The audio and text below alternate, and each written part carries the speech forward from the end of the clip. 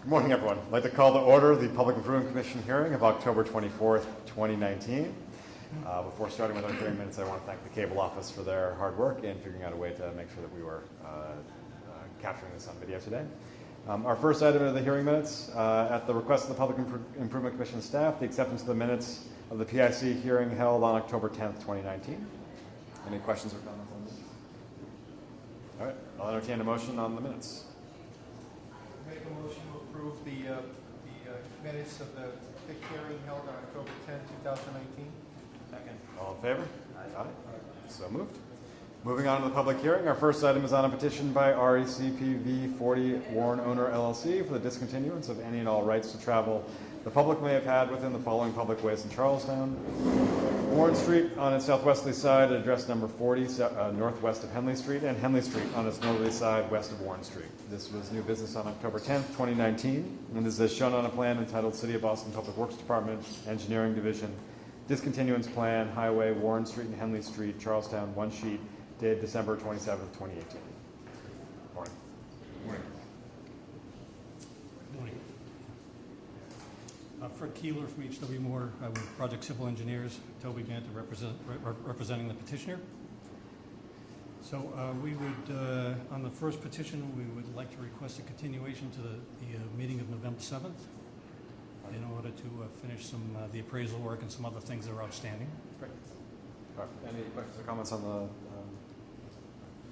Todd?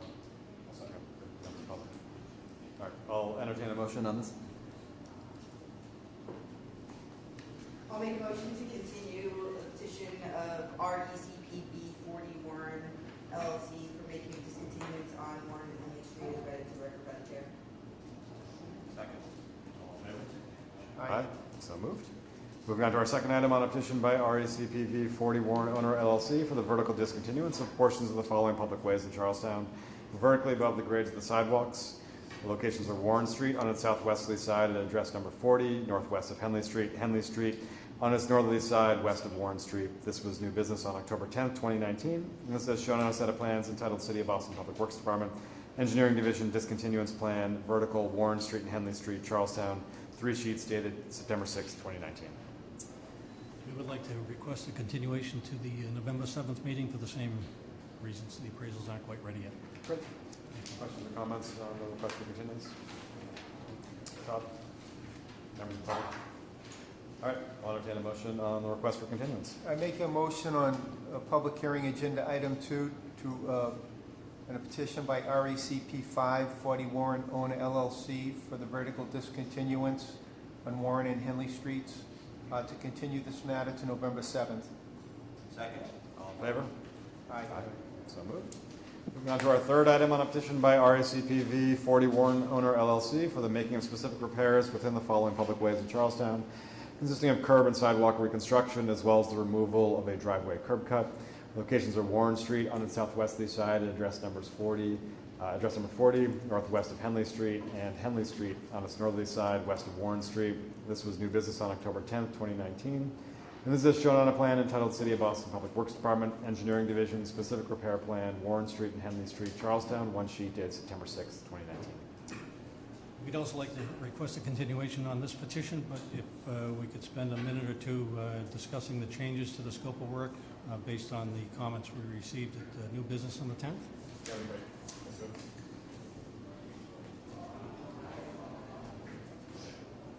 So the petition, this is the plan that's filed with the petition, showed a limited scope of work. Installing edge stone and reconstructing a section of sidewalk on Henley Street to close off an existing curb cut. Some repair work to the existing curb walk on Warren Street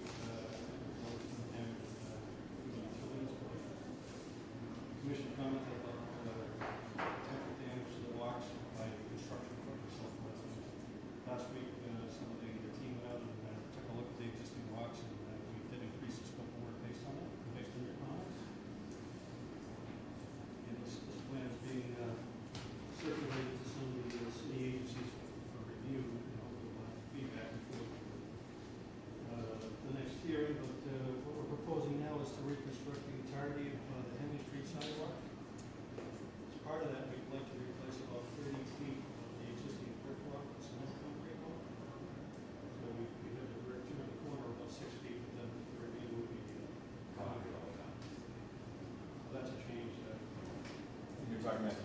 what visibility landmarks? It's been, they did receive the plans, so yes. Okay, got it. One of the reasons for the continuation. Continuance, yes.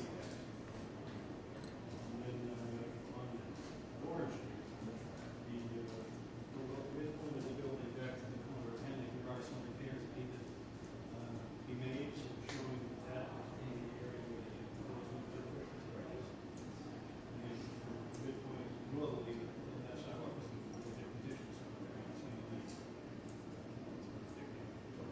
And can you talk about any street lighting you're putting in on Henley? Street lighting on Henley Wall. Street lighting, we've added the two street lights that are proposed by the street lighting division. All contracted for the sidewalk reconstruction, street lighting. You can see the foundation of the street. Light poles. And you know, who are you working with the street lighting? John, yeah. John, yeah. Right. Go back to John. Well, it's also like radio street lights on Henley Street. Anything else on this specific repairs, John? Those are the changes we wanted, the additional scope of work we wanted our planning commission to do. We'd like to continue this to the seventh. Perfect. All right. And at that time, that was conversation with landmarks with disabilities with the IC would be great. Yes. Other questions or comments on this specific repair plan? Yes, we do have where there was a site plan that was in for our review that's associated with this location, and that we will want to see any changes to go check that and get the site plan work. Yes. Tom? What's that? All right, members of the public? All right, I'll entertain a motion on this item, continue it until November 7th. On public hearing agenda item 3, I make a motion to continue a petition by RECP 540 Warren Owner LLC for specific repairs on Warren Street and Henley Street, and continue this matter till November 7th. All in favor? Aye. So moved. Moving on to our fourth item on a petition by RECPV 40 Warren Owner LLC for the granting of a projection license for the installation of retail signage and canopies over portions of the following public ways in Charlestown: Warren Street on its northwesterly side, at address number 40 northwest of Henley Street, and Henley Street on its northerly side west of Warren Street. This was new business on October 10th, 2019. And this is as shown on a plan entitled City of Boston Public Works Department, Engineering Division, License Plan for Sign, Highway, Warren Street, Charlestown, one sheet dated December 31st, 2018. We would also like to request a continuation to the November 7th meeting for this petition. Questions or comments? Todd? Members of the public? All right, I'll entertain a motion to continue this item until November 7th. On public hearing agenda item 4, I make a motion to approve a petition by RECP 540 Warren Owner LLC for a projection license on Warren Street and Henley Street to continue this matter to November 7th. Second. All in favor? Aye. So moved. Thank you. See you on the 7th. Moving on to our next item on a petition by 144 Addison Street LLC for the acceptance of a pedestrian easement adjacent to Addison Street, a public way in East Boston, on its northerly side at address number 144, generally northwest of Saratoga Street. This was new business on October 10th, 2019. This is shown on a plan entitled City of Boston Public Works Department, Engineering Division, Pedestrian Easement Plan, Addison Street, East Boston, one sheet dated October 9th, 2019. Morning, Chris Sadi with Ditch Engineering. I'm here with Ben Thomas of Arrow Street and Steve Perdue of 144 Addison LLC. So we're here for 144 Addison Street for the pedestrian easement and specific repairs. Project site basically bounded Addison Street on the south, Brandywine Apartments on the north. The west side is an existing site, and the east side are some residences on Saratoga Street. One of the major questions that came up last time was kind of just giving this site in the context of its surroundings. So we have a rendering kind of showing it a little more clearly than last time. So this is the abutting site to the west. Route 1A was on highways out here. This is Addison Street, Saratoga. This is our site. And so the pedestrian easement is along Addison Street just so we can maintain the requested 7-foot concrete sidewalk width. Questions on either the overall project or the pedestrian easement? Todd? All set. Members of the public? All right, I'll entertain a motion on the pedestrian easement. I'll make a motion on petition of 144 Addison Street for the acceptance of a pedestrian easement adjacent to Addison Street as read into the record by the chair. Second. All in favor? Aye. So moved. Moving on to our next item.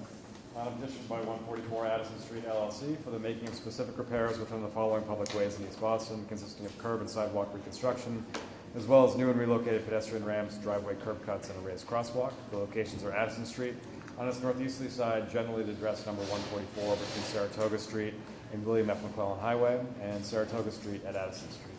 This was new business on October 10, 2019, and this is shown on a set of plans entitled City of Boston Public Works Department Engineering Division Specific Repair Plan, Addison Street, East Boston, 3 sheets dated August 2019. Okay, Chris Siding, Niche Engineering, Ben Thomas, Arrow Street, Steve Perdue, 144 Addison.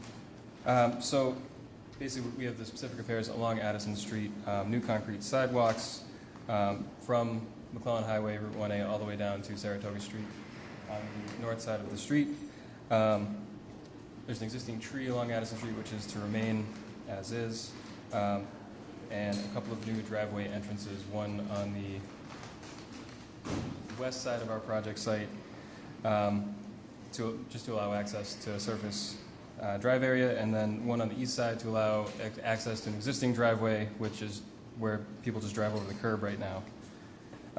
We're also proposing a raised crosswalk at the intersection of Saratoga and Addison, and then to relocate the existing pedestrian ramp across Saratoga Street.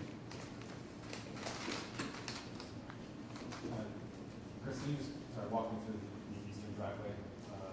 The eastern driveway?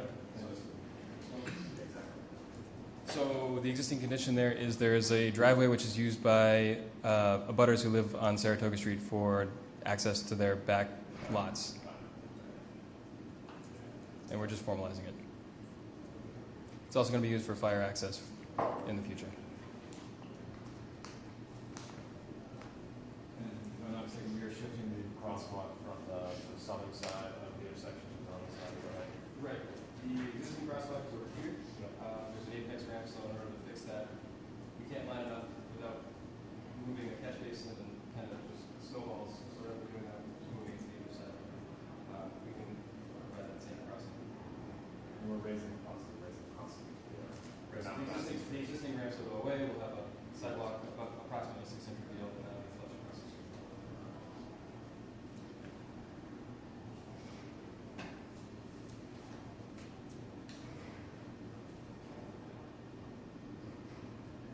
Other questions or comments? Yes. So we want to check what the impact of that raised crosswalk will do to drain patterns. Because the new that got changed from what was originally looked at.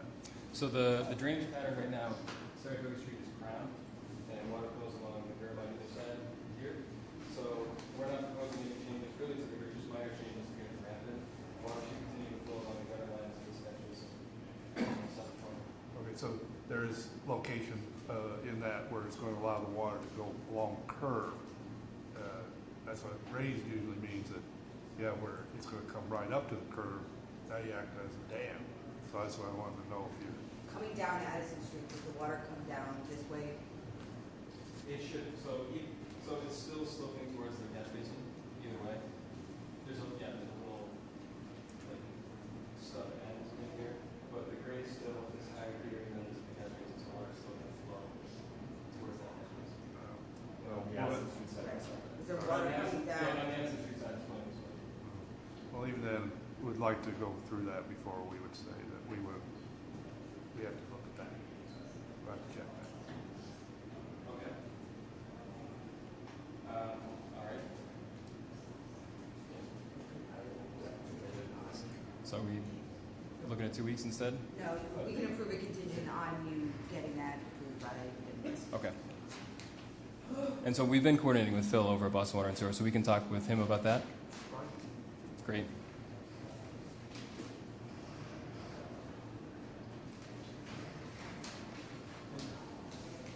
What's the ground floor use on the site? The ground floor use? Yeah. Residential. Other questions or comments? Members of the public? All right, I'll entertain a motion on this, again contingent upon Water and Sewer's final review of the raised crosswalk. I'll make a motion on a petition of 144 Addison Street, making specific repairs on Addison Street and Saratoga Street, as read into the records by the chair, contingent upon final approval by BWSC for the raised crosswalk. Aye. So moved. Thank you.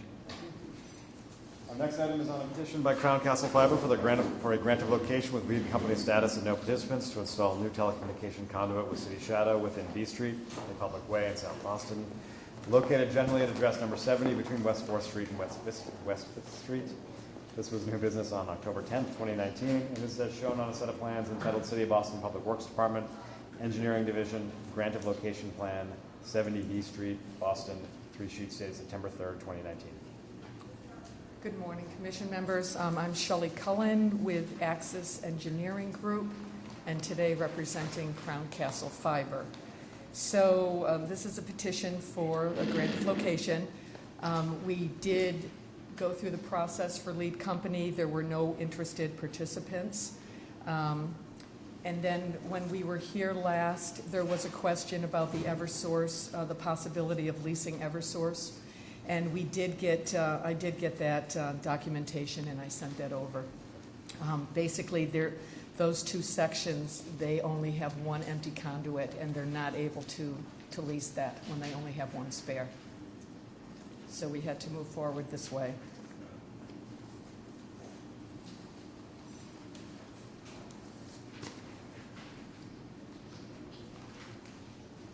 And just for the record, there's nothing that is to be west of this location, because that Eversource connections to the west of this location. This is the closest Eversource. I'm certain that they checked all that out, yes. Yeah. Yeah, as we've said before, this is their last option. They would certainly prefer to lease. Other questions or comments on this? Todd? No, one other question that came up was regarding the notion of this being a micro trench versus traditional trench. I had a conversation with KHO, our construction management division, and we will determine whether this is going to be micro trench or a traditional trench. With her, the alignment's not going to change either way. But I've talked about this with Shelley as well, and she's aware that if this is micro trench, and it does get dug up in the future by anybody, be it the city or another utility company, that Crown Castle is solely responsible for replacing that micro trench conduit, and she's agreed to that. Shelley, you're comfortable with that? Correct. So we'll Yep. determine the means of that. Great. Absolutely. Thank you so much. All right. Members of the public? All right. I'll entertain a motion on this item. On public hearing agenda item 7, I make a motion to approve a petition by Crown Castle Fiber for a grant of location to install new telecommunication conduit on B Street, South Boston. All in favor? Aye. Aye. So moved. Thank you. Moving on to our next item, on a petition by Crown Castle Fiber for a grant of location with lead company status and no participants to install new telecommunication and conduit with city shadow within D Street, a public way in South Boston, located generally at address number 409, generally between Anchor Street and Fargo Street. This was new business on October 10th, 2019, and this is shown on a set of plans entitled City of Boston Public Works Department, Engineering Division, Grant of Location Plan, 409 D Street, Boston, 3 sheets dated April 2019. Morning. Chris Murray with the Giamari Group on behalf of Crown Castle Fiber, looking for grant location along D Street. We went through the process of application and we did not get any participants to go in the trench with us. The bulk of the installation is micro trenching, with the exception of the breakouts into the electric system manholes.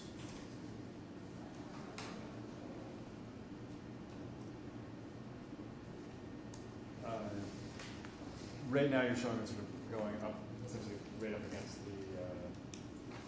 Most part is the curb line. That's correct.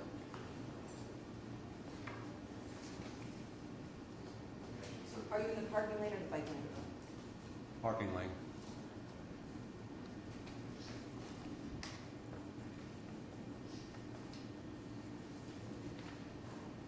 Other questions, comments on this?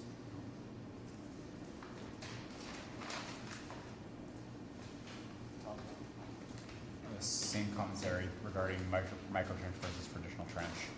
We'll determine that with Katie Cho and construction management, and Crown Castle will be solely responsible for repair or replacement if it's damaged. Chris, you comfortable with that? Comfortable. All right, members of the public? All right, I'll entertain a motion on this item. I'll make a petition for Crown Castle Fiber for a grant of location on D Street as read and directed by the chair. All in favor? Aye. So Thank you. moved. Moving on to our next item, on a joint petition by the City of Boston Public Facilities Department and the Boston Public Library for the acceptance of a pedestrian easement adjacent to Adams Street, a public way in Dorchester, on its easterly side at address number 690 between Delmont Street and Oakton Street. This was new business on October 10th, 2019, and this is shown on a plan entitled City of Boston Public Works Department, Engineering Division, Pedestrian Easement Plan, 690 Adams Street, Delmont Street, Oakton Street, Dorchester, one sheet dated October 3rd, 2019. Good morning, Dominic Rinaldi with the BSC Group. With me is Jim McGaffigan of the Public Facilities Department and Michael Schambacher of the project architect NADA. The pedestrian easement we're requesting is basically the full space in front of the new library building, between the face of the building and the right-of-way on Adams Street. It's to both provide as wide a pedestrian area as possible and to accommodate some street improvements that we're proposing, and we'll get to with the specific repairs in a minute.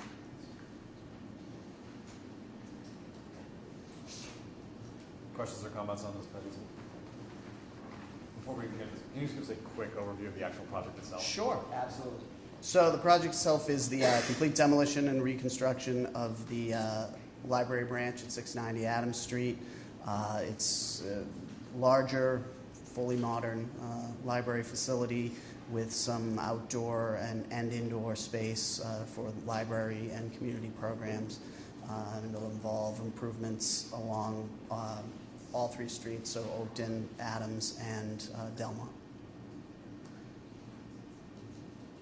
Questions on that? Todd? What's that? Sean?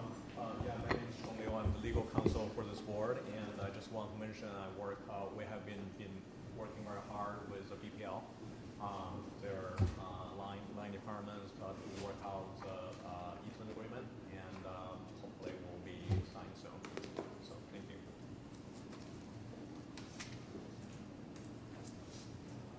Any other members of the public? I'll entertain a motion on this item. On public hearing agenda item 9, I make a motion to approve a joint petition by the City of Boston Public Facilities Department and the Boston Public Library for the acceptance of a pedestrian easement in the vicinity of 690 Adams Street, Boston. Second. All in favor? Aye. So moved. Moving on to our next item, on a petition, joint petition by the City of Boston Public Facilities Department and the Boston Public Library for the making of specific repairs within the following public ways in Dorchester, consisting of curb and sidewalk reconstruction, as well as new and relocated pedestrian ramps, street trees, landscaping, bike racks, and driveway curb cuts. Locations are Adams Street on its easterly side at address number 690 between Delmont Street and Oakton Street, and Delmont Street on its northerly side east of Adams Street, as well as Oakton Street on its southerly side east of Adams Street. This was new business on October 10th, 2019. And this is as shown on a set of plans entitled City of Boston Public Works Department, Engineering Division, Specific Repair Plan, 690 Adams Street, Delmont Street, Oakton Street, Dorchester, 3 sheets dated October 3rd, 2019. Thank you. Again, same project team, same project. To just orient you on the plan for this sake, starting on the north side, left is Oakton Street, plan bottom, Adams Street, and plan right, Delmont. There will be specific repairs proposed on all 3 streets. I'd like to just work my way around from Oakton to the other side.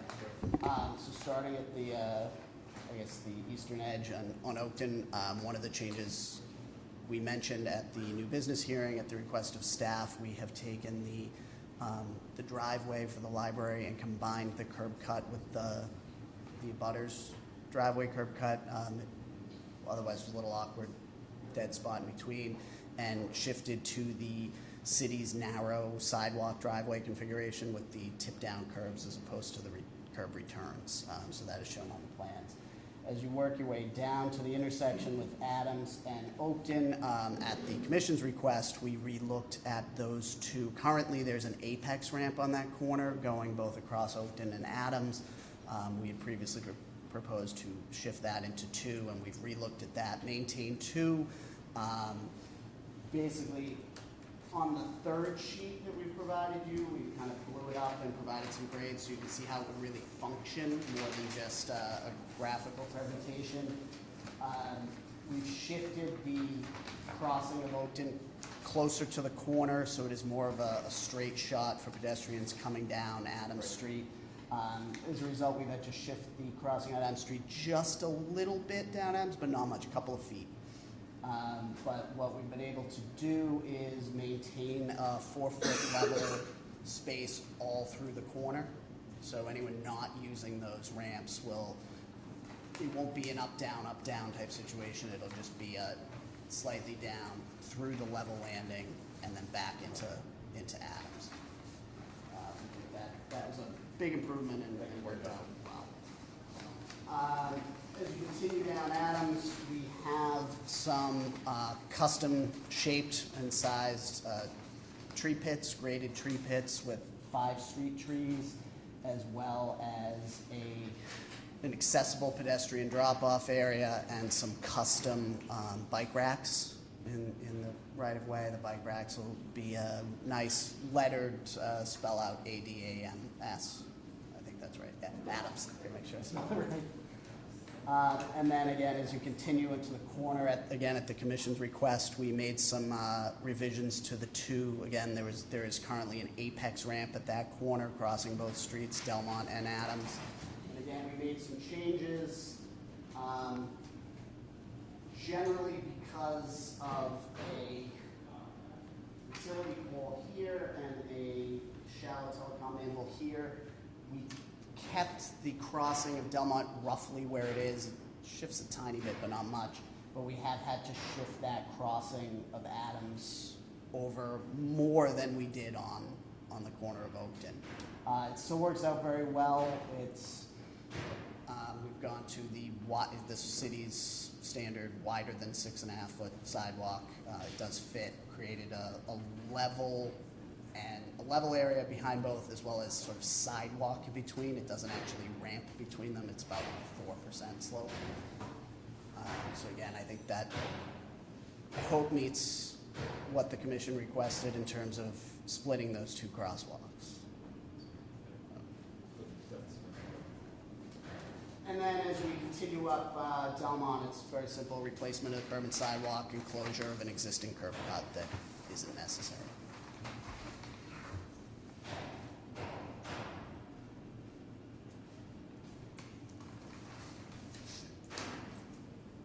It's a minor thing on the Adams bike rack.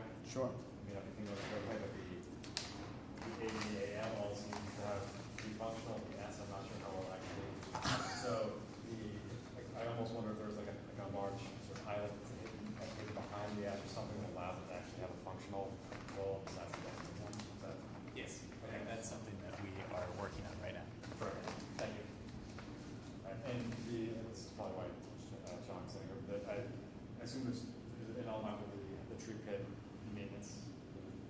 Yes, yeah, the intent of the tree pits and the drop-off area would be maintained by the library under an LNI. Right. So, right, and I know when we brought up, we talked about some of the LMI for both, I think the Johnson building as well as for this. Is there an update on where that stands? Do you want Yes, to take that? well, we're working on the agreement should be signed anytime now.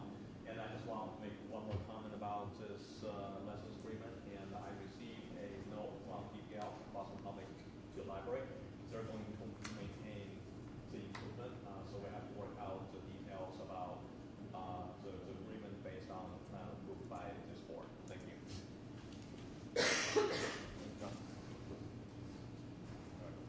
Questions or comments? Yes. I was looking at the plan that was originally submitted, and it showed just having crosswalks. There was no raised crosswalks. So with what has been changed on crosswalks, there still are no raised crosswalks. So Correct, no raised crosswalks. Right, that's what I wanted to be sure of. Sorry. Yep. Just the rest.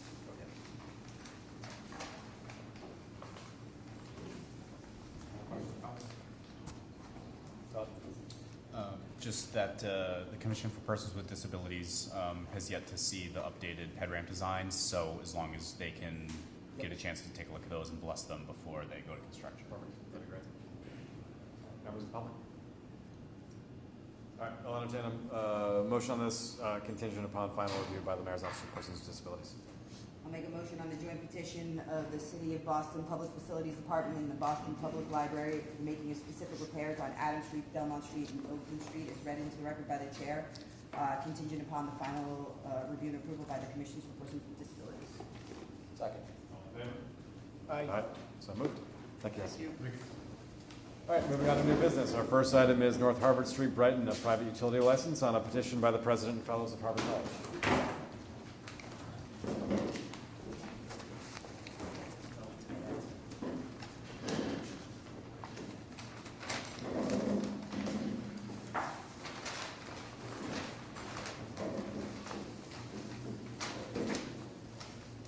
Good morning, Mr. Chairman, members of the Commission. I'm Peter Kohansky from Goulston and Stores, here on behalf of Harvard University, joined by Danny Rico and Mark Handley from Harvard, and Mark Younghans from VHB is the engineer on this proposed work.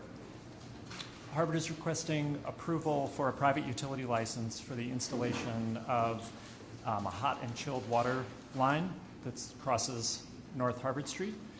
This conduit's part of the extension of the utility microgrid that already includes electric, lighting, and telecommunications conduits. They were approved by the Commission at the end of 2017 and have been installed already. This is another conduit to add to that group. So I'll turn it over to Mark and run through the plans. I never know where to talk over here. This is a context plan. It shows you where you are on the Alston campus. This is the science building that is almost, it looks like it's almost done. The district energy facility is down here, Western Avenue, of course, and North Harvard Street, Barry's Corner being right here. In the institutional master plan for the Alston campus, Harvard committed to installation of a district energy facility and local microgrid control and electrical and hot water and cold water to make it a more sustainable campus. This improvement is the next extension of that. We had come to the Commission previously to install a tunnel here, which on Western Avenue thinks that it'd be deeper, so a tunnel is necessary.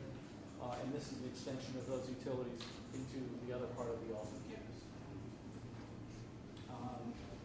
We've of course, done our utility and agency outreach. We're not changing any of the sidewalks or curb lines or roadway grades.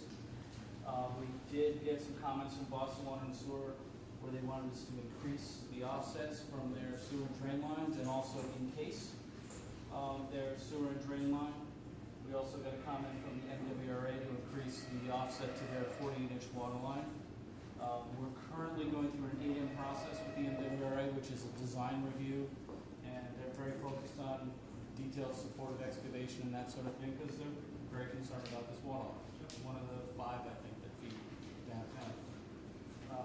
And so we've designed, this is a true scale section. Here's a better one. It shows you the relationship with the existing utilities, which we have a good beat on because we did the previous work there, so we know right where everything is. And getting below that with the chilled water and returning the hot water. It extends just beyond the right-of-way, and it sets us up for the future. At this location, it extends all the way back to the district energy facility, which is also approaching completion. Mark, we're showing from half now outside.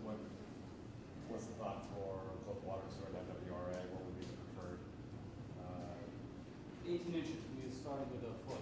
Oh, you're putting out the 18 inches. Yes. I'm sure we could build it closer.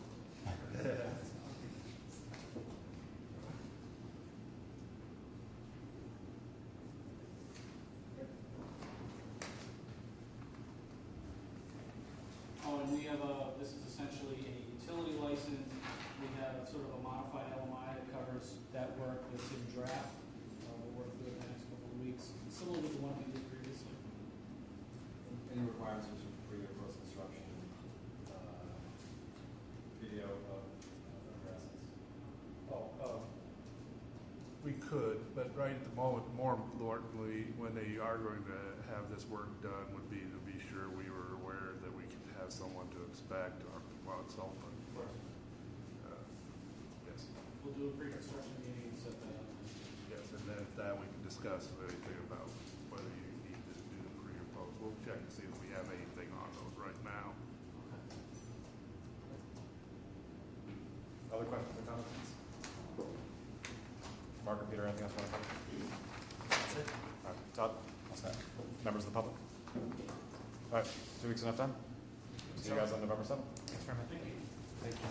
Our next item is Winthrop Square, Devonshire Street, Otis Street, and Boston proper, pedestrian easement specific repairs on a set of petitions by MCAF Winthrop LLC.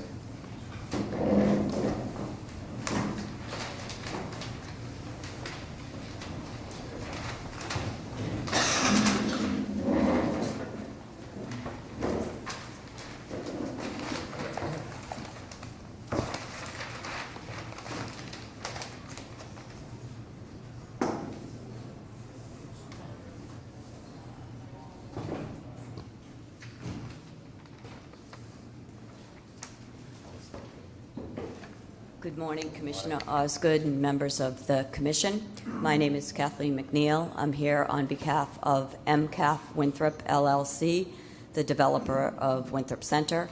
I'm here today with Chris Hodney from Niche Engineering, Shauna Gilly-Smith from Ground Inc., our landscape architect, and Dennis Hill from Suffolk Construction, our construction manager. We're here today for grant of a pedestrian easement as well as specific repairs on Devonshire Street and what is known as Winthrop Square. Just by way of background, Winthrop Center, for some of you who are a little bit new to the commission, maybe. Never seen it before. Winthrop Center is 1,000,006 square feet. It is on the site of the former Winthrop Square garage that was owned by the city of Boston. The garage was demolished earlier this year, and under a foundation permit, we have just about completed the foundations for the future project. It will stand just under 700 feet. It's a mixed-use project with office on the lower 25 floors and condominiums up to the 54th floor. Part of the project going through the Article 80 process involved reimagining the Winthrop Square Park that was there, although it is a PIC property, not City of Boston Parks and Recreation. In order to better understand what we're doing in the park, I thought I would just quickly show you our ground floor plan, which includes a connector between Federal Street and Winthrop Square, and then you go along to Winthrop Lane, which is another heavily used pedestrian lane. So we're really connecting everybody back, quite frankly, to the Greenway and to South Station. So the inside will be a public passageway, which will include some food kiosks, and off hours, it will allow for gathering space for the community. This connector space will actually be deeded, as always, I guess what folks are calling POPs, privately owned public space. So that will run with the property. So I give you that background because it ties in to what we are doing at the Winthrop Square Park. And that is, there is a raised crosswalk from the connector to the Winthrop Square Park along Devonshire Street. Devonshire Street, which is currently closed for construction, will be reopened. It will continue to be one way as it is today. The park itself has grown slightly because we have captured back some of the unused roadway, and we're giving it to the pedestrian realm. We're using paving materials that we used up the street at Choppers Park. That park is now 3 years old. Been very happy with the way that paving material has withstood the New England various temperature fluctuations. We've worked very closely with disabilities to make sure that we have the proper path of travel. There is concrete sidewalks along Devonshire Street, and then there is a crosswalk over Otis Street. Otis Street will not have specialty paving because that's the path for the MBTA Orange Line buses, or MBTA buses. So we want to make sure that that's much easier to maintain. The LMI agreement will require us to maintain all of the specialty features, and there will be some lighting integrated into the park as well. There is a fountain. The fountain's designed that on a windy day, it will have sensors that will automatically bring the water down. It's also designed as a sculptural element, again with lighting, because we all know in New England, you can't use the fountain all that many days. So this will also be a place that has, you know, the sculptural, the fountain itself is a sculptural element. Many of the planting beds are raised because there is some utilities underneath this park. It was a roadway at one point in the history of Boston. So we have worked very closely, had a meeting with Boston Water and Sewer to make sure that we understood where all the various utilities were and we've coordinated that. So I'll pause there for any questions, and then Chris Hodney can walk you through all of the details. Any questions on the project overall? Well, it's brought up that, yes, they had met with us, that I saw that the plan was up here, was signed dated on the stamp of October 18th. I want to be aware that we will be looking to have that plan for a review, see if what we had discussed is reflected, that it needs to still go through back for the site plan approval process. That's ongoing. Right, yeah, it's ongoing right now. We're in the middle of that with Phil. Chris, you want to do the test? Sure. All right, so starting with Devonshire Street. From the north side, we have the intersection of Devonshire Street and Franklin Street. There's an existing pedestrian ramp there, which we're going to reconstruct. And because the reciprocal ramp is existing, non-compliant, we're going to reconstruct that, also regrade it so that it will be compliant. Moving down towards the site, we are extending the curb out into where the street is today. That's going to sort of make the street just a little straighter. It's kind of too wide for the traffic coming through it today. It also gives us room to plant some trees and put some permeable pavers there, so add some greener elements to the sidewalk. We're going to maintain the existing sidewalk that is there today beyond the new curb that we're putting in. We then get down, there is an existing pedestrian ramp. We're going to reconstruct that. That will come across the street to the new park, which I'll get to on the next plan. There'll be a concrete crosswalk across the street. From this, there's a concrete sidewalk coming towards the site, and then it will connect to the proposed concrete sidewalk in front of the site. And then the majority of the existing sidewalk is actually within the project site, so to facilitate the sidewalk, we have a pedestrian easement just to get the width that we need. There's going to be a new driveway 22 feet wide to provide access to the garage underneath. Crossing over that, we get to the main residential entrance, right? Which will have a concrete path travel in front of it, and then there will be pavers at the pavement edge, the permeable pavers. Sorry, can you just point out where that, just lost you on that last bit. Where's the main So continuing on, then we get to sort of a larger concrete sidewalk, which leads to the raised crossing that goes across to the park. And then moving down towards the edge of the parcel, we have a couple more trees, more permeable pavers, and then another 30-foot wide, approximately, loading dock curb cut. So your only curb cut is the loading dock curb cut on the far. There are two curb cuts. There's the curb cut on this side right here, 20. It's called Lotus 24 on the plans that you have. We've reduced it to 22. Got it. And that's for access to the garage. Got it. Sorry. This one's for access to the loading dock. And what paver are you using, or you're proposing to use on Devonshire? Franklin Street. Same as Franklin Street. Which is a concrete paver. Concrete paver. And that'd be part of the LMI. Just Yes. But it's a different paver than the ones on Otis Street.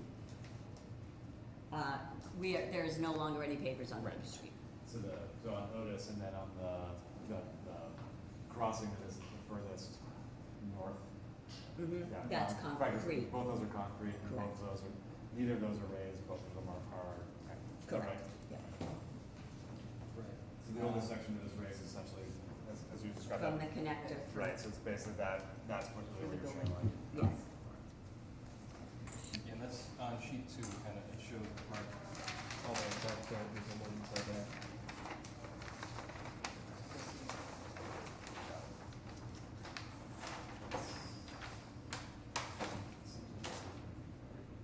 You're still doing, Chris, can you talk about the Otis Street connection? Yeah, are those pavers or not? Concrete. Concrete.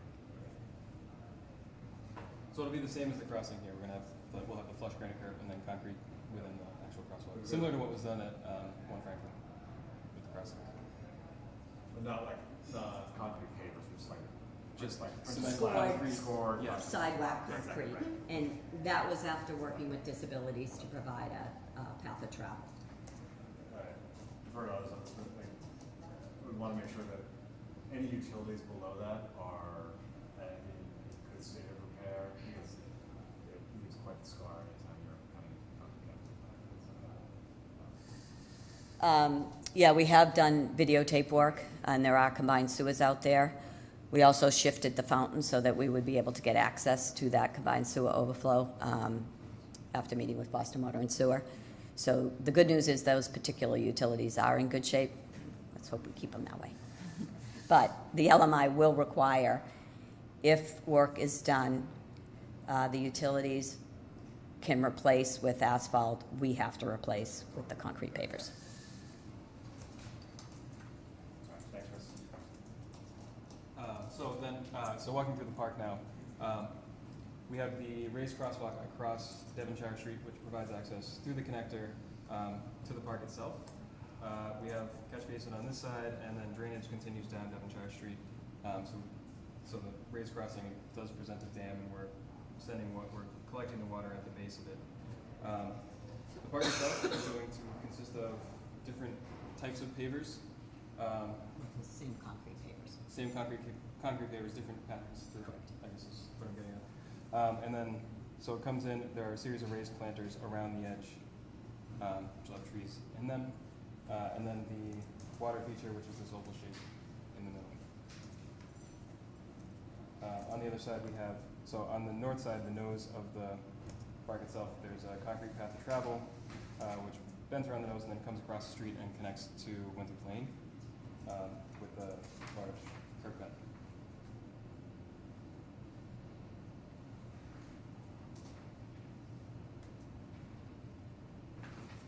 And so we're using essentially the same sort of concrete paver here up at 1 Franklin, both in the park and potentially in the Tontine Crescent as well, just doesn't have sort of a common vocabulary connecting about that.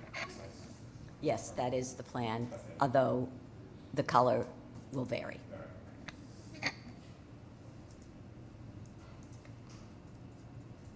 You want to walk us through the park? And then across the park, I realize we already talked about it in general, but that's I don't know if there's anything more to say. and I guess this is all right of way and Yes. not parkland. Have you guys met with the Parks Department to review the actual design? Yes, we did have a meeting with the Parks Department. I don't think she's here today, but It'd be helpful to have Liza or whoever the right person is from Parks, just from there. I defer to their Parks expertise over certainly mine. Okay. In terms of what sort of any design.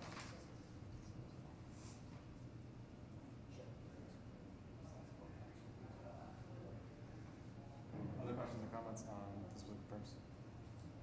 Can you walk us quickly through the pedestrian easement? Yes. That's required. So the pedestrian easement is along the east side of Devonshire Street, directly in front of the new building.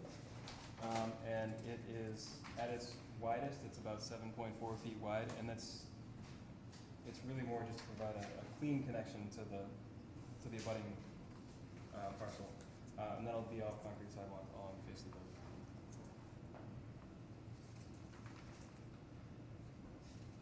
questions or comments on this? Todd? Good. Members of the public? Good morning, board members. My name is Ana Calderon from Councilor Flink's office, and I would just like to read a statement in support of the project. Perfect.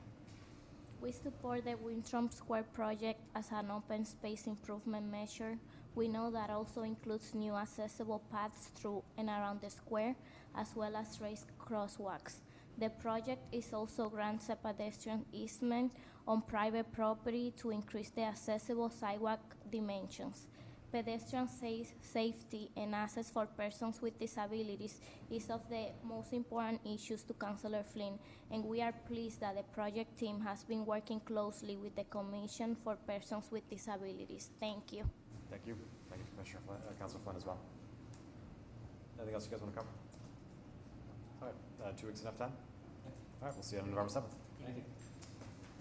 Moving on to our next item, it's 175 Ipswich Street, Lansdowne Street in Boston proper, pedestrian easements, specific repairs, projection license, earth retention license on a set of petitions by 175 Ipswich Street, LLC.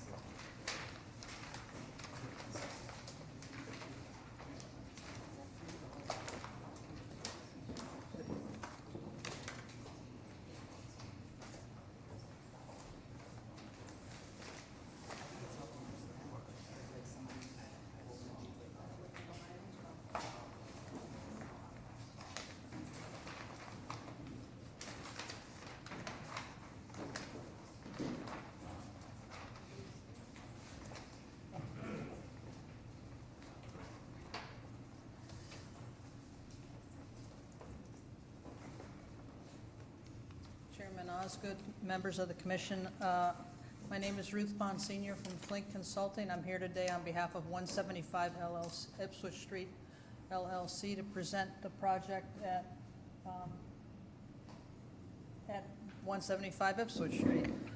Here with me today and presenting our request, I will overview the project. Brian Fairbanks is here to walk you through the request before the commission.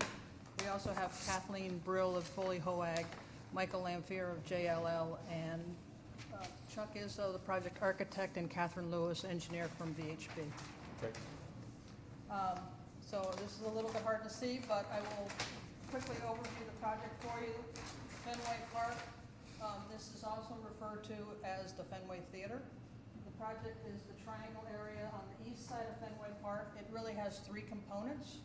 The purple is the new proposed performing arts theater, which will seat approximately 5,400 people or accommodate 5,400 people.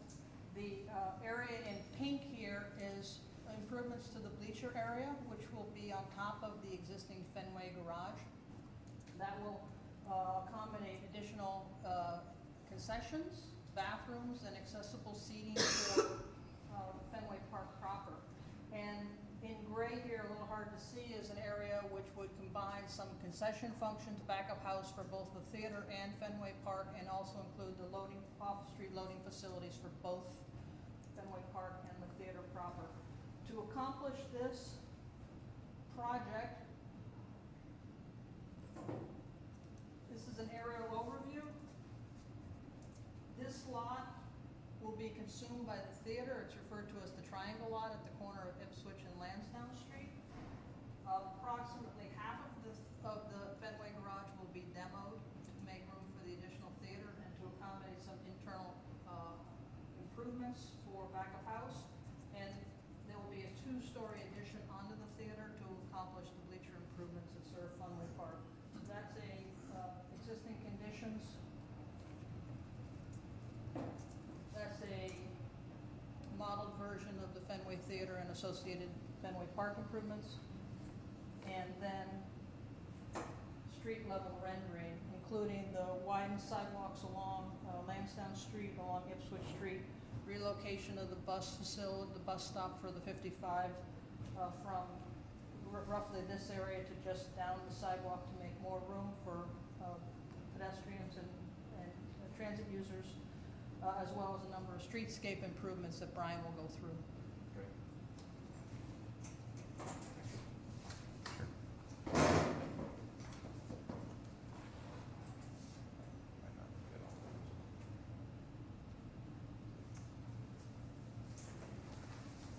Sorry, we have Caption's here today.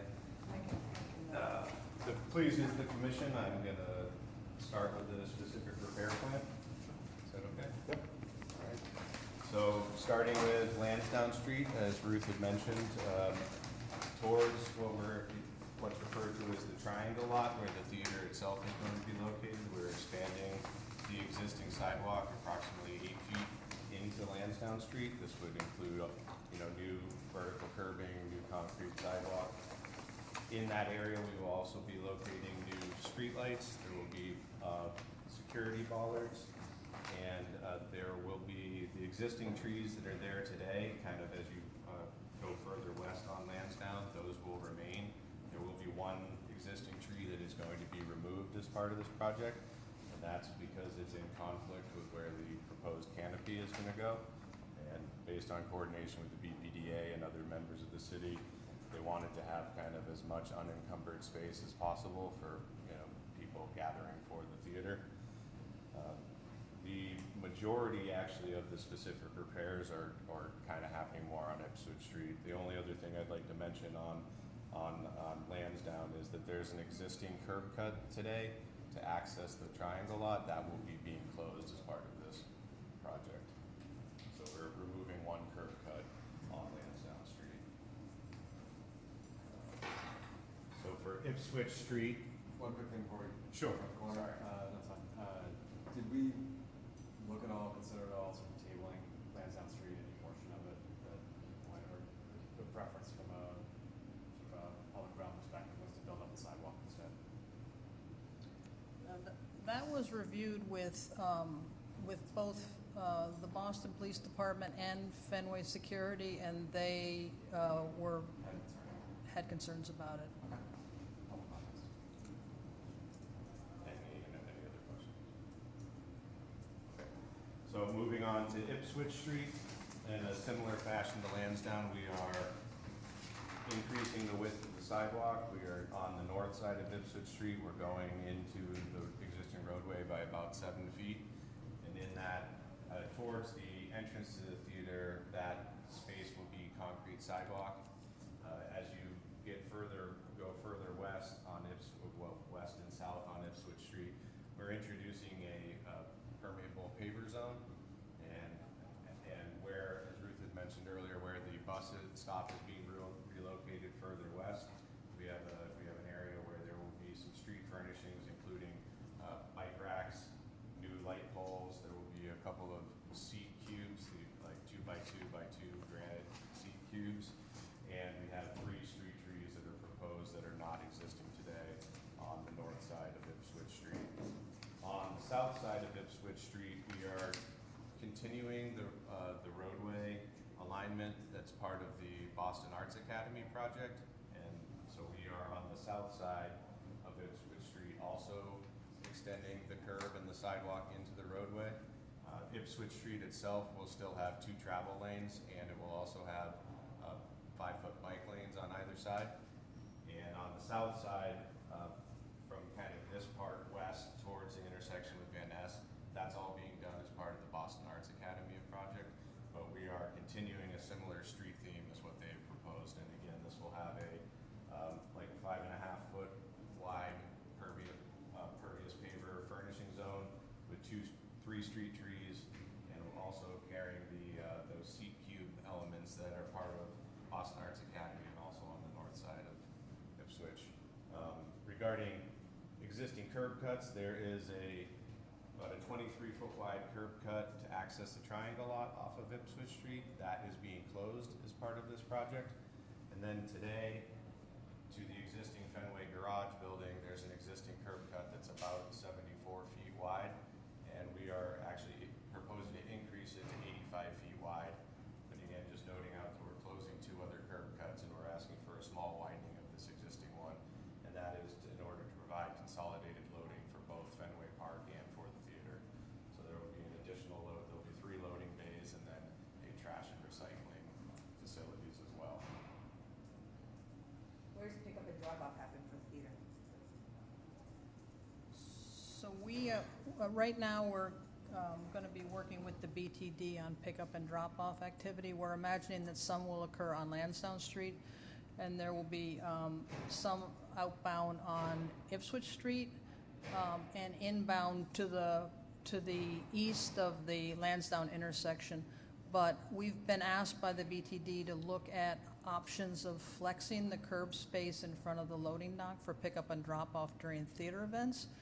And then when the theater is operating concurrent with Fenway Park, we've been working, as the city has, with Uber and Lyft and others to try to geolocate outside of this immediate area. So we are imagining that that plan is going to continue to evolve, but right now it's on Boylston Street and further out on Beacon Street near Maitland for pickup activities. So we're going to continue to work with the city on those issues, but it's going to be a different plan for day of theater events when Fenway is not operational and for when the Fenway Park traffic management plan is in place. At least if you're gonna drop off on a loading dock, you should extend it and take away, or like into one of those accessible spaces so that there's also an accessible place to drop people off and not just in the loading dock. Just as a point of clarification, the 4 accessible spaces that are on the north side of Ipswich Street, those are actually being relocated from the south side of Ipswich as part of the Boston Arts Academy project. Yeah, no, I'm just saying that you can't, everybody's not going to want to get off in a loading dock driveway apron. Sure. And one other thing I'd like to mention, through coordination with the Disabilities Commission, they have brought up concern. We previously had a light pole that was in conflict in front of the bus shelter with where their accessible loading or drop landing pad would go. So we have since moved that light pole out of the way and it's no longer in conflict. I think it's related to that, and we are finishing up a review of the pilot pickup drop-off area that we put in on Boylston Street. We learned a little bit about proximity of street furnishings to the curb and what does or doesn't make any particular location accessible. The cubes also look like they might pose some similar issues, so we should just walk through the detail. Cubes are a great idea. I think where they are in relation to where is not. Sure, we're certainly open to, if the trees need to be spaced further from the shelter, cubes can, they're not, they haven't been constructed yet, so they can move. That's an easier. Sarah? Sarah Lamb from the Mayor's Commission for Persons with Disabilities. We've been working very closely with the proponent on the design of Ipswich Street specifically. So we'll continue to work with them, including the specifics on the spacing of the bollards around the corner. Thank you.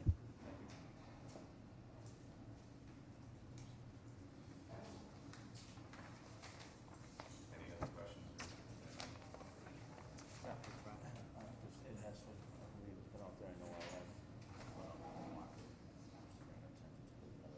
Project with family at that intersection, but they weren't proposing it that day, however, we did review it that day. Okay. First the preliminary walk. So. So there's coordinates of, when we get to the CMP side, there's coordination between. We're talking. Sure. Next up, the license plan for the canopy projections. So I'll start on the Lansdowne side. So there, as it shows in the renderings, there is a canopy that's being proposed at the entrance to the theater, that it wraps around the front of the theater at the corner and on both sides, on Ipswich and on Lansdowne. So on the Ipswich Street, or in the Lansdowne Street side, there's actually a 5-foot building setback that exists on Lansdowne. So the canopy is about a 9-foot projection, but because the building's set back 5 feet, the canopy will only be projecting into Lansdowne Street by about 4 feet. There are also blade signs and other building signage that will be off of the building. On the Lansdowne Street side, that signage actually occurs within that 5-foot building setback, so it doesn't actually encroach Lansdowne Street.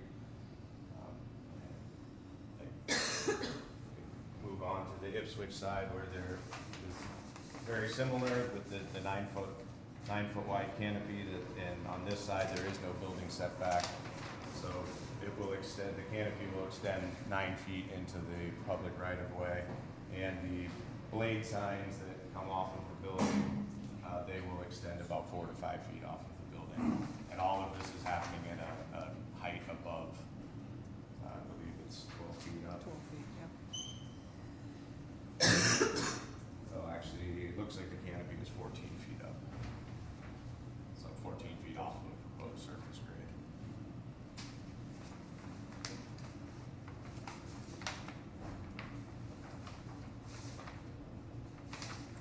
Question on the production license?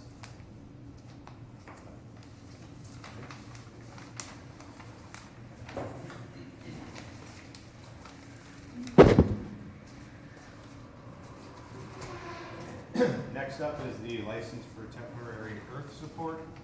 So this is required for a partial basement level within the proposed theater. So that will be happening for the on the existing triangle lot, not for the existing Fenway garage or laundry building.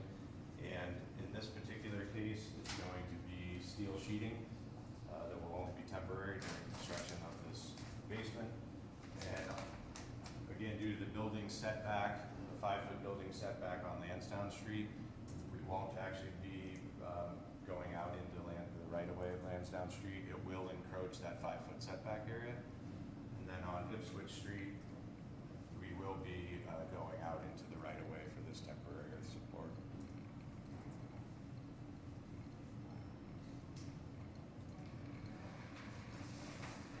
Any question on the conceptual? Just comment that the proponent has been made aware of our concerns, that they had said that they were going to comply, so that right now there were no further comments unless something changes.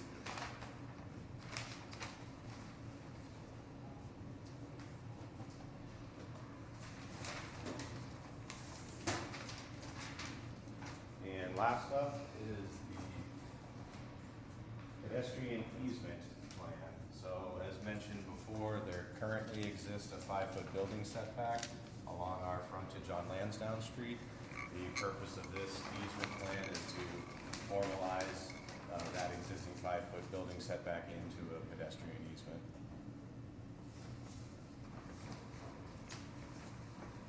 Any questions on the ped easement? Anything else about that? No. A small thing on the specific repair plan. Bike parking, probably bike share access. How are you thinking about bikes as a way when people are going to get to and from the theater? I'm sorry. How are you thinking about having bikes be a mode that people are using to get to or from the theater? So we are envisioning for theater events a valet bike system, which is similar to what is being done at Fenway and has been pretty successful. Right. And do you have a location in mind for that? We've got a couple in mind, but they haven't been nailed down. One is across the street at the in the garage, and the other is in the vicinity of Gate B, out in the. And it really also depends on whether there's activity at the park. Other questions or comments on any of the actions? Anything else you guys want to cover? No, thank you very much. All right, Todd? All set. Members of the public? All right, we'll see you on November 7th. Thank you. Our next item is 18 Newbury Street, public alley number 438, Boston proper, specific repairs by Concepts International 1 LLC.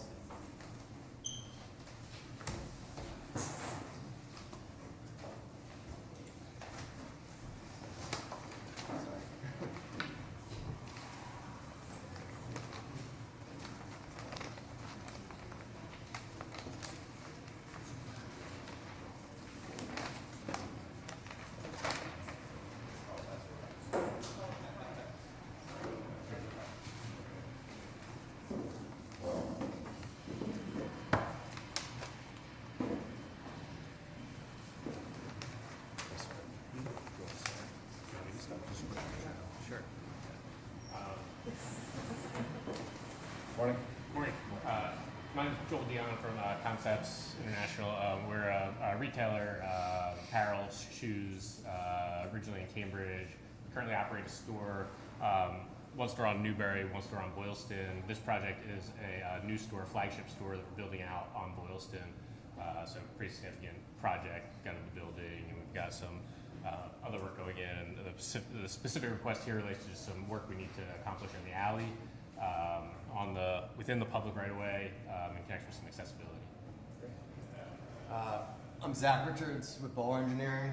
Just going to run you through the plan real quick. It's a little more straightforward than the last few, so I'll try to keep it brief.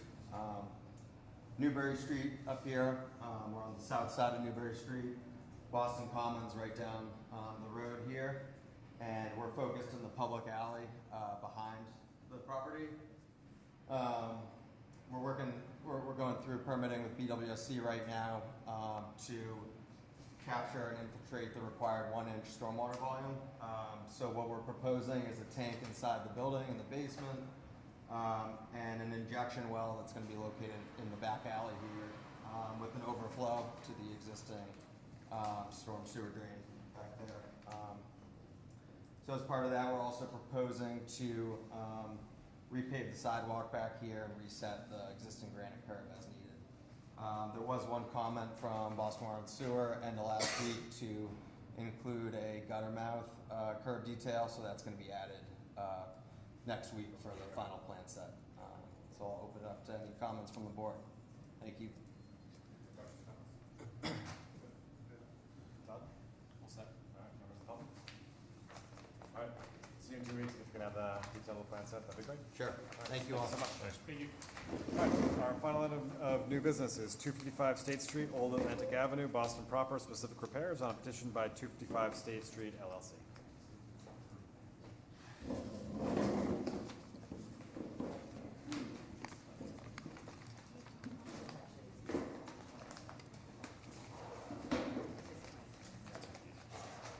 Good morning, Mr. Chairman, members of the Commission. Peter Kohansky again from Goulston and Stores. I'm here on behalf of 255 State Street LLC, the owner, not surprisingly, of 255 State Street. Joined by Peter Gorey from Boston Commercial Realty Partners, the owner's project manager for this, and Phil Moser from Simpson, Gumpertz and Hager, the project's engineer. 255 State is located on the southeasterly intersection of State Street and Atlantic Avenue. We were before you a couple years ago for some specific repairs and cafe license. Today we're seeking approval of a small amount of work within Old Atlantic Avenue that is part of a broader set of resiliency measures that the project is undertaking. Almost the entirety of the work is within private property. There's a little bit within Old Atlantic Ave. I'll turn it over to Peter Gorey to put it in context a little bit more.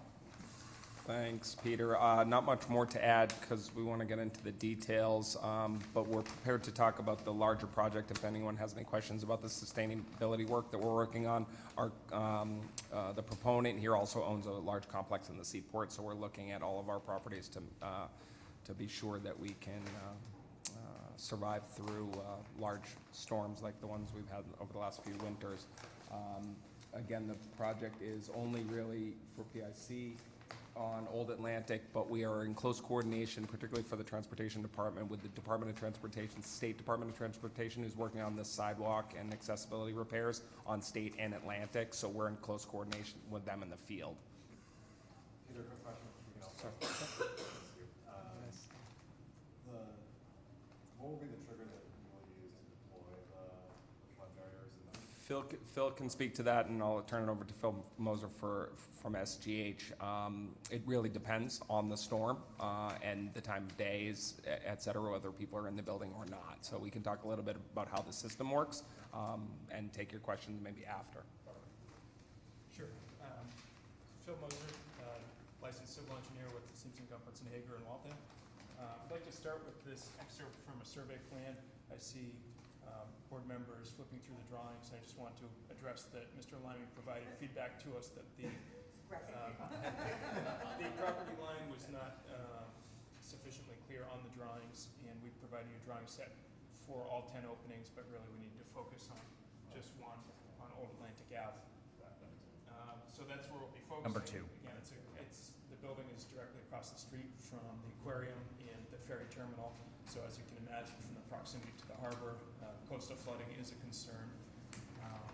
And the building, it's an office building, but has retail restaurant space at the first floor. So it's this area here that we'll be focusing on for the specific repairs petition. This next drawing was included in the submission, and again, we'll include the property line more clearly in the final submission to you. This park plan is in a different orientation. Now north is to the right, so we're looking at it head on. And you also have a photo of that entrance. It's a Legal Seafoods restaurant. And this location faces directly towards the harbor. It's the most exposed to coastal flooding. And the owner asked us to design some type of flood mitigation, something better than sandbags, but something that's temporary, removable, and would not interfere in any way with people moving in and out of the building for the rest of the year. In terms of when this would be deployed, historically, floodwaters have reached this door threshold, I think 6 times in the past 14 years, so it's not every year, but when it does happen, they need to be prepared.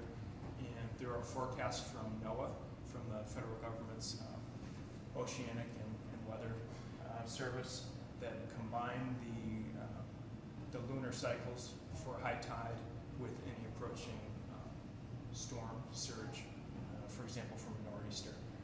So as part of the flood emergency response plan, the property manager will be monitoring those, and if they see that flooding is forecasted, they'll start to get ready. We have specified a flood barrier product that consists of aluminum channels and posts and some planks with gaskets.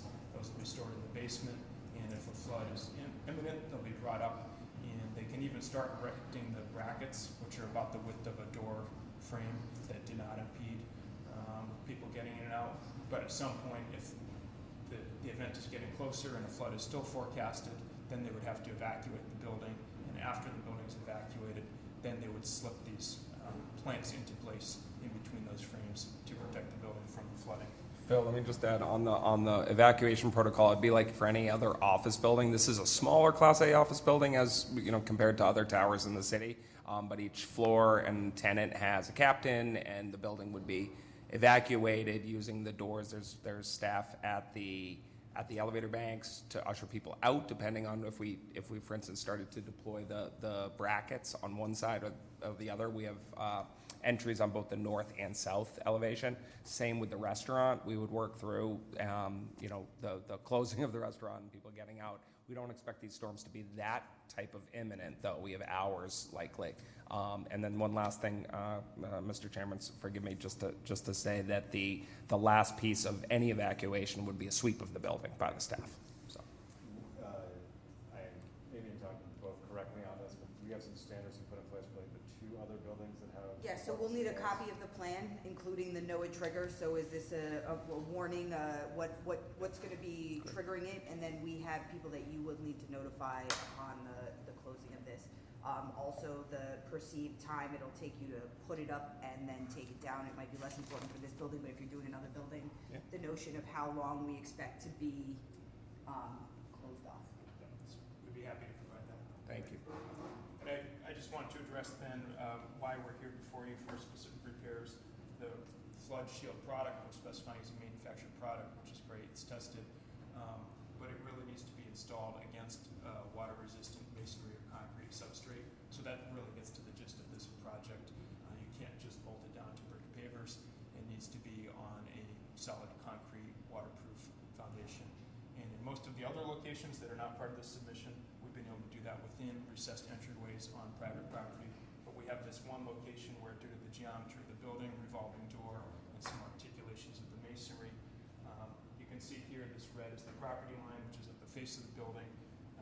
We need to provide a concrete foundation or a haunch onto the existing foundation that sticks out just less than 2 feet into the sidewalk, and will be completely flush with the sidewalk, but we need to, within that 2 feet, we need to be able to change the sidewalk material from bricks to concrete.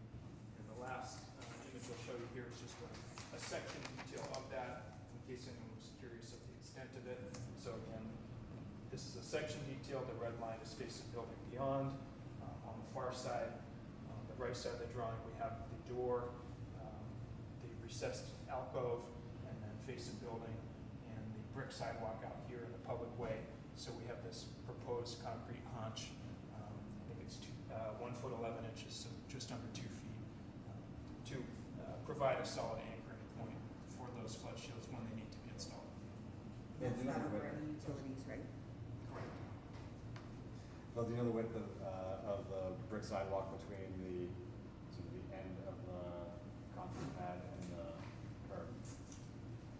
I don't have that dimension off the top of my head, but we can provide that to That'd be you. great. I just want to make sure that there's still an accessible path of travel that remains even after the. Yeah, Legal Seafoods has a large canopied patio, and then there's also an accessible path beyond, but we can provide you the net of each on the next plan. That'd be great. And Trevor, there's nothing nothing protrudes from the concrete. This is all installed when you install the aluminum pieces, et cetera, that sort of that slots into the existing concrete pad. There's nothing that's bolts or anything like that. That's exactly right. We're providing embedded anchorage points cast into the concrete or drilled in with epoxy. Those will be perfectly flush, and they'll have cap screws in them. It'll basically be an internally threaded insert that we can then monitor in the future if needed. Other questions on this? Yes. Have you met with the fire department about the system yet by any chance? Or EMS? Do you know? Just through the ISD, Consigli, our contractor, already met with ISD and has a permit, and we're just waiting for this process to compare the sort of PSC jurisdiction and the building department. I don't know, and Todd had asked as well, if the fire department operations or that local district has been contacted, and we're happy to discuss it and get direction from you. I don't know the answer, but we can get back with you. Okay. We had a meeting regarding this. Okay. I want to say a year or two, Amy, correct me if I'm wrong. So I'm asking the same questions that I asked at that meeting. Okay. Boston EMS, and I should be CC'd, I'm on that committee. Great. If you're not doing it already. We would want to have exits that are usable during a flood event, even during the event if necessary. I know you're gonna sweep the building, but there's the what if, there's the wild card factor, what if you miss something? There's also first responder access. In this particular case would be fire and EMS. Right. But they would have to be able to use it, or there would have to be some sort of a plan in place that they would need to be aware of. And that's if they, for whatever reason, someone got hurt, they had to get back into some of your maintenance staff and so forth. Could be missed, right. Why don't we follow up maybe after through staff, and we can get both your request, Commissioner, for is that you'd like a narrative for the evac plan? Yeah, so like the building, I mean, they need a Which we plan have. that says what they're gonna do, so that like whomever their staff is knows what to do. So we Yep. want a copy of that, and the triggers, and then we will give you a point of contact to insert into that should be notified from the city perspective that Great. these closures are happening. I know that it's not a big deal for this one, but going forward, the fire and EMS, we have a lot of them with floodgates. We have building fire connections that end up behind them, hydrants that end up on the other side of them. That all needs to be worked out. You can get pretty far with an evacuation as far as the comments and concerns that they're gonna have, but they're gonna wanna know where they can get it. Right, and the points of contact, and again, we'll follow up right away. Obstructions that they would encounter when they get out there. Understood with plans, yeah. FYI, there was an event, if it wasn't last year, it was the year before, at the Long Wharf Marriott. Okay, and a transformer blew up and a couple of different things. So this is something I am very concerned with. I got stuck in both of them waist deep. Okay. All right, and I was dispatching staff to the events and fire and the whole 9 yards, all right? I am on the email chain. I do have these, an electronic copy of these for review, which I haven't quite finished my comments on. So maybe we want to have a meeting, I'll give you some contact info, I'll set you up. Please, and we assume it would be citywide contacts, but also district contacts. We're happy to do it any way you direct us, but there's, and if we can help establish a new protocol or help you with that, we're happy to do that as well. Right. This is new for us as well, We'll so. do it right away. You're gonna be probably the first one. Okay. Right, so We're happy to we be wanna the get it guinea right. pig. Right. Other questions, comments? I think it already was brought up. I would just reiterate that Boston Water and Sewer Commission wants to make the request to make sure that the proponent check for underground utilities within the zone of the excavation for the barricade framing support.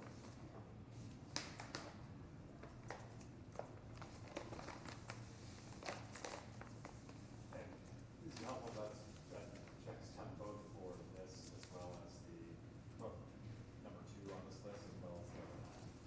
We want to test. Yeah, so the other ones are in their building footprint. Yes, that's the point. But if you're gonna cover something with cement concrete that's heavily reinforced, we don't want utilities underneath it. Understood. Other questions? Tom? Good. All right. So if you think it's work out between now and November 7th, Great. We'll see you guys on November 7th. Thank you. Thank you. All right. Our final item is an information discussion. The upcoming non-bonding Dudley Square name change referendum, a presentation by the City of Boston Office of Neighborhood Services. I'm going to turn it over to Todd, who's going to provide a letter from the Office of Neighborhood Services with respect to the upcoming non-binding advisory question that will be on the ballot in a week and a half. We received this letter from Jerome Smith, the Chief of Civic Engagement for the city, who was unable to be here for the hearing, but he requested that I read this letter into the record. Dear Chairman Osgood and members of the Commission, my office has been working with the Nubian Square Coalition on a non-binding public opinion advisory question. The proponents have fulfilled the initial requirements set forth to have the question placed on the ballot, and we look forward to working with your team to continue the necessary approvals. The coalition members have requested that the question be simple for the public to understand. Quote, do you support the renaming/changing of the name of Dudley Square to Nubian Square? Below is the list of wards and precincts that have been agreed to by the administration and the Nubian Square Coalition for the purpose of information analysis. Boston Ward 8, Precinct 3, Ward 8, Precinct 4, Ward 8, Precinct 7, Ward 9, Precinct 4, Ward 9, Precinct 5, Ward 11, Precinct 1, Ward 11, Precinct 2, Ward 11, Precinct 3, Ward 12, Precinct 1, Ward 12, Precinct 2, Ward 12, Precinct 3, Ward 12, Precinct 4, Ward 12, Precinct 5, Ward 12, Precinct 6, Ward 12, Precinct 8, and Ward 12, Precinct 9. The Nubian Square Coalition has spent the summer preparing for the fall ballot and have begun their public awareness campaign. We look forward to a healthy debate during the election season and will be happy to share the outcome with the Commission once concluded. Thank you for your attention to this effort. Thanks so much, Todd. I'll entertain a motion to adjourn. Make a motion to adjourn? Second. All in favor? Aye.